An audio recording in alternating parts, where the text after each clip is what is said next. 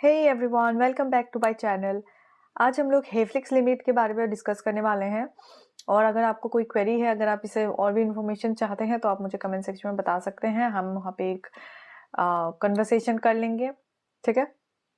तो हेफ्लिक्स लिमिट के बारे में पढ़ने से पहले मैं आपको बता देती हूँ थोड़ा सा बैकग्राउंड कि ये टॉपिक आपको मिलता कहाँ है।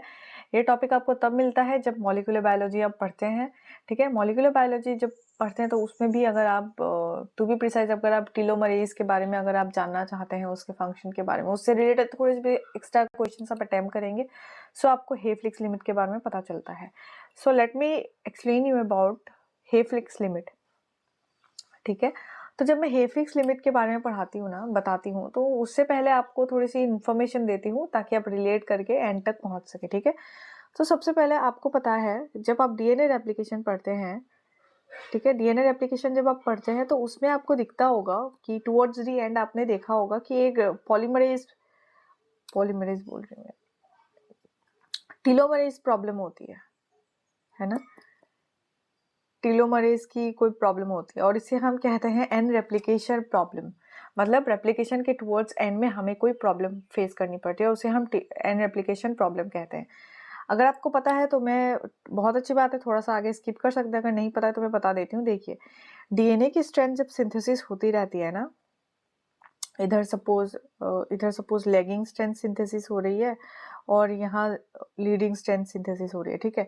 तो डीएनए की जब रेप्लिकेशन शुरू होती रहती है तो क्या होती है कि जब ये लेगिंग स्ट्रैंड में ना, जब आप सिंथेसिस करवाते जाते हैं तो ये हो रही होती है, लेकिन जो एंड के पोर्शन होती है ना, एंड में सिंस यहाँ पे प्राइमर नहीं होता, प्राइमर प्रेजेंट नहीं होता, तो इसीलिए क्या होती है, मतलब एंड किसी चीज़ की तो एंड होगी ना।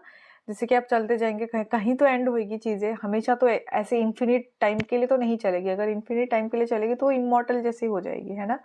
सो देखिए, एंड रेप्लिकेशन प्रॉब्लम आपको पता होगी क्लियरली। तो उसमें क्या होती है कि ये जो लास्ट वाला जो टुवर्ड्स दी एंड ना ऑफ द रेप्लिकेशन, वहाँ प्राइमर नहीं होता। तो जब प्राइमर नहीं होने की वजह से यहाँ से भी प्रॉब्लम फेस करनी पड़ती है कि इधर इस प्राइमर नहीं होने वाले इलाके में रेप्लिकेशन कैसे हो, ठीक है। सो प्राइमर नहीं होने वाले इलाके में जब हम रेप्लिकेशन की बात करते हैं तो उस रेप्लिकेशन, वो ही एन रेप्लिकेशन प्रॉब्लम को सुधारने के लिए, मतलब ठीक करने के लिए हम उसमें एक टेलोमरेज आता है, ठीक है। वो टेलोमरेज के पास प्रॉपर्टी होती है कि उस चीज को वो अपना ही खुद का वो प्राइमर लेके आता है, ठीक है। मतलब उसको किसी और को, वो इंडिपेंडेंट है, अपना आता है, सब कुछ ठीक करता है, खुद प्राइमर बनाता है, फिर चीजें आगे एक्सटेंड करता है।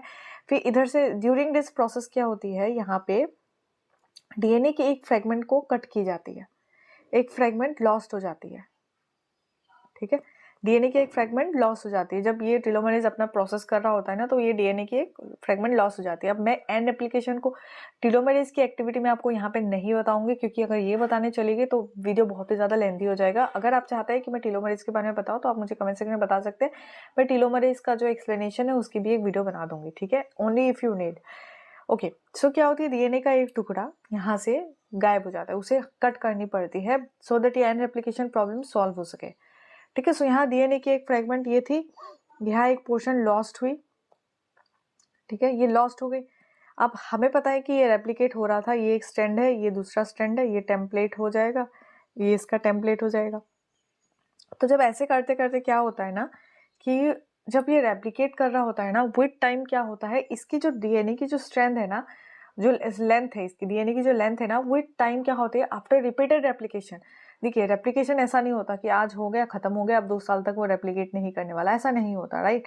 सो जब वो, ये एक नेवर एंडिंग प्रोसेस है और ये एक, मतलब ये प्रॉब्लम हमेशा आपको फेस करती रहनी पड़ेगी, राइट। जब तक रेप्लिकेशन होगी तब तक आपको जो टेलोमरेज एंड रेप्लिकेशन प्रॉब्लम जो होती है वो आपको फेस करनी पड़ेगी। तो जब हर टाइम अगर एंड रेप्लिकेशन आपको फेस करनी पड़ेगी, जब भी आप रेप्लिकेट करें, तो फिर क्या होती है कि धीरे धीरे क्या होती है, हमारी डीएनए की जो लेंथ होती है ना, वो धीरे धीरे क्या हो जाती है, कम हो जाती है, क्योंकि हर रेप्लिकेशन में एक एक टुकड़ा यहाँ से गायब हो रहा है, ठीक है। अभी रेप्लिकेट करके ये पोर्शन हो गया, अब ये पोर्शन फिर रेप्लिकेट करेगा तो इसमें से एक टुकड़ा गायब हो जाएगा। तो with each and every cycle of replication there is a DNA fragment which is lost during the process, ठीक है। ओके, सो एक एक जो डीएनए फ्रेगमेंट होती है वो लॉस्ट हो जाती है। अब लॉस्ट होने की वजह से क्या होती है कि ठीक है, लॉस्ट होने की वजह से कहते हैं। अब देखिए बहुत सारी बुक्स में या फिर जगहों पे आपको पता होगा कि लोग कहते हैं कि टीलोमरेज की वजह से क्या होती है, जो सेनेसेंस का जो चीज़ होती है ना, आफ्टर जो ये एन रेप्लिकेशन प्रॉब्लम की वजह से क्या होती है, 45 के बाद जो होती है टीलोमरेज का वर्क होना बंद हो जाता है। दैट इज़ व्हाई हम एजिंग को चले जाते हैं। ठीक है, ये बताया गया है। लेकिन इसकी भी एक एड ऑन है, और वो एड ऑन ये है कि विथ वो एड ऑन ये है कि जो हेफ्लिक्स लिमिट होती है ना, जो अभी मैंने आपको कहा हेफ्लिक्स लिमिट के बारे में, तो वो हेफ्लिक्स लिमिट इसी चीज़ को क्या करती है, थोड़ा सा ऐड ऑन करती है। कि ये हेफ्लिक्स लिमिट क्या बोलती है, हेफ्लिक्स लिमिट बोलती है कि कोई भी सेल, नॉर्मल सेल, जब वो डिवाइड सेनेसेंट में जाने से पहले, ठीक है, सेनेसेंट में जाने से पहले वो 50 टू 70 या फिर कई सारी जगहों में 30 टू 40 साइकिल्स, मतलब वो आराम से रेप्लिकेट कर लेती है। बिकॉज आफ्टर दिस, ये लिमिट इसी बेसिस पे चूज किया गया है कि आफ्टर दिस लिमिट क्या होती है, जो टीलोमर की जो लेंथ होती है ना, जो डीएनए की जो लेंथ होती है, वो विद टाइम क्या हो जाती है, वो शॉर्ट हो जाती है।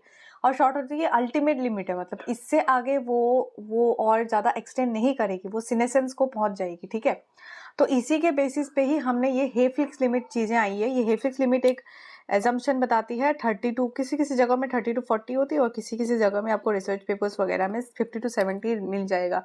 सो ये आगे पीछे होती रहती है। ठीक है, सो यही हेफ्लिक्स लिमिट बताती है कि जो ह्यूमन का क्या होती है, ह्यूमन लोगों में क्या होती है, जो डीएनए की जो स्ट्रेंथ होती है, जो सीक्वेंस होती है, वो जो लेंथ होती है, स्ट्रेच होती है, वो बहुत ही ज़्यादा एक लिमिटेड होती है, वो छोटी होती है। और वो छोटी होने की वजह से क्या होता है, वो एक नॉर्मल सेल, नॉर्मल एक स्टेम सेल जो क्या होती है, वो 30 टू 40 टाइम्स वो डिवाइड कर सकती है। ठीक है, और आफ्टर 30 टू 40 टाइम या फिर 50 टू 70 टाइम्स डिवाइड करने के बाद वो सीनेसेंस को पहुंच जाती है।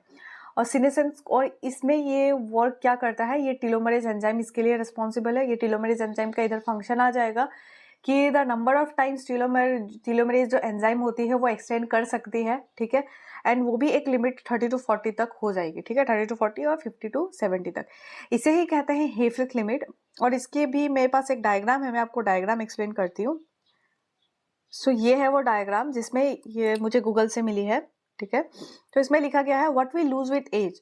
सो ये रहा, एक क्रोमोसोम हमें दिया गया है, और ये जो टीलोमर्स दिया गया है, राइट, डीएनए के जो क्रोमेटिड होती है, क्रोमोसोम होती है, तो वो टुवर्ड्स दी एंड होती है। ठीक है, सो वो क्या होती है, जब सेल डिवाइड होती रहती है ना, विथ टाइम देखिए देखिए एक डिवीजन में इसकी टीलोमर इतना था, लंबा था टीलोमर वाला पोर्शन।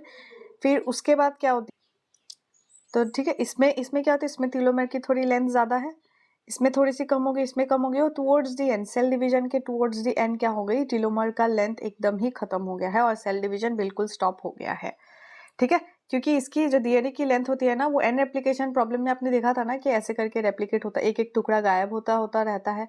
जब हम टीलोमरेज, जब एंजाइम आता है एंड देन वो अपना फंक्शन करता है, तो वो एक एक टुकड़ा गायब होता रहता है। तो इसकी भी क्या होता है, और इवेंचुअली ऐसे करते करते करते सेल डिवीजन स्टॉप हो जाती है एक टाइम पे। और कितना ही उसे कट करेगा, है ना, कितना ही कट करेगा, उसकी भी एक लिमिट होती है। तो इसे ही हेफ्लिक्स लिमिट कहते हैं, और इसी लिमिट का एक रेंज होता है, दैट इज 30 टू 40 और 50 टू 70। सो ऐसे में मतलब यही हेफ्लिक्स लिमिट एक डिफरेंस क्रिएट करती है।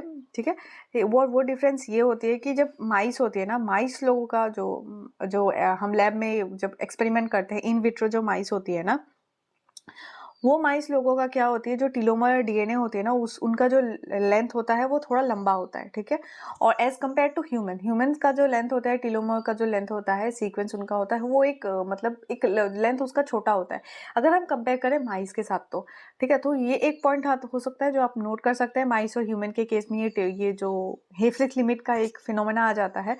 सो ऐसे करके अगर आपको फ्यूचर में इसी से रिलेटेड अगर क्वेश्चंस मिलते हैं हेफ्लिक्स लिमिट के बारे में, कि या फिर हेफ्लिक्स लिमिट डायरेक्ट पूछ सकते हैं, मैच द फॉलोइंग में दे सकते हैं, या फिर ऐसे एमसीक्यू पोर्शन में भी दे सकते हैं, वो रेंज बताओ पूछ सकते हैं। तो आप देख लेना, अगर 30 टू 40 दी गई आप उसे चूज करना। अल्दो आई डोंट थिंक कि 50 टू 70 और 30 टू 40 के बीच में एक दोनों में ऑप्शन होगा, मतलब या तो 30 टू 40 मेंशन हो गया तो 50 टू 70 मेंशन होगा, तो आप उन दोनों में से कोई एक चूज करके आप सिलेक्ट कर सकते हैं।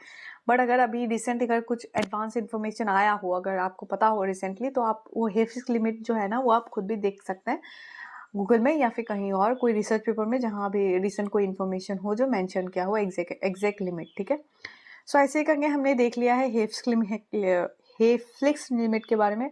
टंग ट्विस्टर हो रहा है थोड़ा सा है ना। सो आई होप आपको इतना तक समझ आ गया है।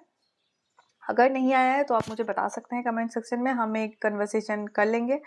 एंड अगर आपको कंटेंट पसंद आया तो आप लाइक कर सकते हैं, और अगर आपने अभी तक सब्सक्राइब नहीं किया है तो प्लीज़ सब्सक्राइब। अगर आपका कोई फ्रेंड है जो साथ में आपके प्रिपरेशन कर रहा है और आप चाहते हैं कि वो भी एक वीडियो देखे, उनके लिए इन्फॉर्मेटिव हो, तो उन्हें भी आप ये वीडियो शेयर कर सकते हैं। That's all for today. Thank you so much for watching guys. Have a nice